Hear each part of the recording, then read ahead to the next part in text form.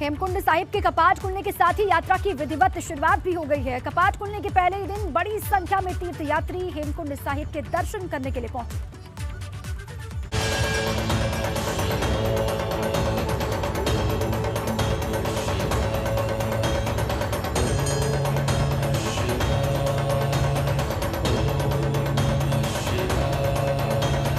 2 साल बाद धर्मनगरी हरिद्वार एक बार फिर से भगवा रंग में रंगने जा रही है। सरकार ने चारधाम यात्रा की ही तरह से कांवड़ यात्रा को भी सुचारू रूप से कराने की तैयारी कर ली है। अभी कुछ रोज पहले ही हरिद्वार दौरे के दौरान सीएम धामी ने कांवड़ को लेकर अधिकारियों के साथ मीटिंग की थी, जिसके बाद प्रशासन की तरफ से कांवड़ की तैयारियां शुरू कर दी गई। इस बार जो तो देखिए, हेमकुंड साहिब के कपाट खुलने के साथ ही यात्रा की विधिवत शुरुआत हो गई है। यात्रा के बारे में कुछ जरूरी बातें आपको बताते हैं। चमोली जिले में स्थित है हेमकुंड साहिब और सिखों का पवित्र धाम है हेमकुंड साहिब। गोविंद घाट से घांगरिया तक 13 किलोमीटर की चढ़ाई है और घांगरिया से हेमकुंड साहिब की दूरी 6 किलोमीटर की है। इस तरह से गोविंद घाट से हेमकुंड तक 19 किलोमीटर का सफर तय करना पड़ता है श्रद्धालुओं को। और देखिए, हेमकुंड साहिब के लिए पंजीकरण करवाना जरूरी है। प्रतिदिन यानी कि हर रोज 5000 यात्रियों को दर्शन की इजाजत मिलेगी। हेमकुंड साहिब से हमारे संवाददाता परमजीत की ये खास रिपोर्ट आपको देखनी चाहिए।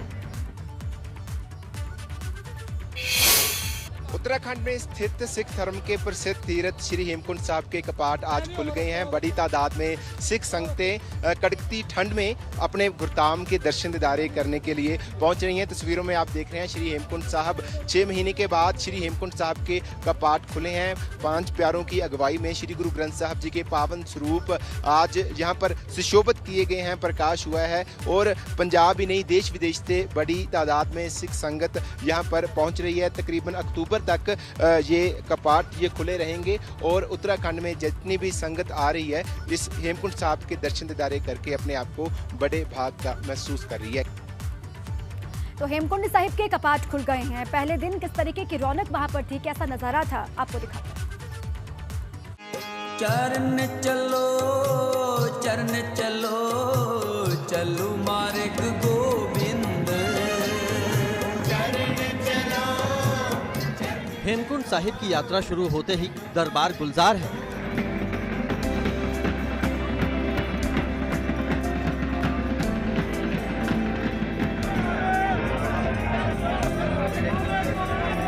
गुरुद्वारा हेमकुंड साहिब सिखों के सबसे पवित्र स्थानों में से एक माना जाता है। यहाँ सिखों के 10वें गुरु गोविंद सिंह जी ने साधना की थी।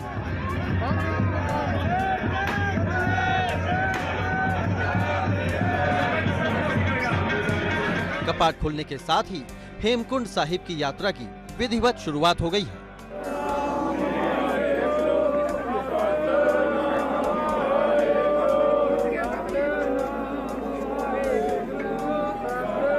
हेमकुंड साहिब के कपाट खुलने की प्रक्रिया सुबह 9:30 बजे शुरू हो गई थी।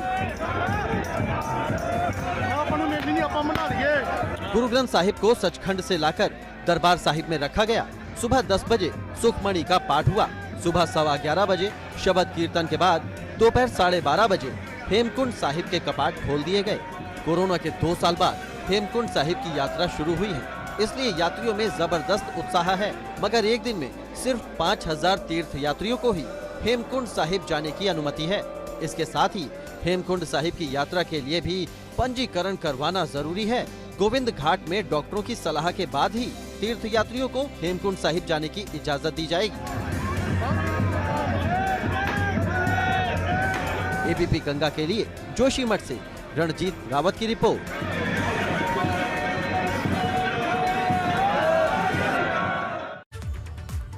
हेमकुंड साहिब के बाद अब आगे बढ़ते हैं, चारधाम यात्रा की बात करते हैं। चारधाम यात्रा में तीर्थ यात्रियों की बढ़ती भीड़ के बाद यात्रा की व्यवस्थाएं चरमरा गई हैं, जिसके बाद सरकार ने पंजीकरण व्यवस्था को कड़ाई से लागू कर दिया है। पंजीकरण व्यवस्था लागू होने के बाद गंगोत्री धाम में अब तीर्थ यात्रियों की भीड़ कम होने लगी है।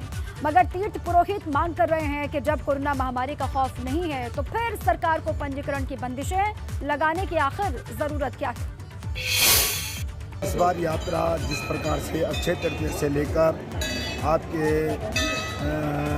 15-16 तारीख तक जिस प्रकार से भीड़ थी, आज 2-3 दिनों से यात्रा में इतनी गिरावट आ गई है जिससे कि काफ़ी संख्या में यात्री गंगोत्री नहीं आ पा रहा है, क्योंकि इसलिए नहीं आ पा रहा है कि सरकार की तरफ से जो पाबंदियां लगाई गई है, रजिस्ट्रेशन लिया जा रहा है, इतनी आवश्यकता रजिस्ट्रेशन की नहीं है, क्योंकि इस बार सभी प्रकार की जो कोविड था वो नहीं है, इसलिए किसी प्रकार की रजिस्ट्रेशन की आवश्यकता ही नहीं है।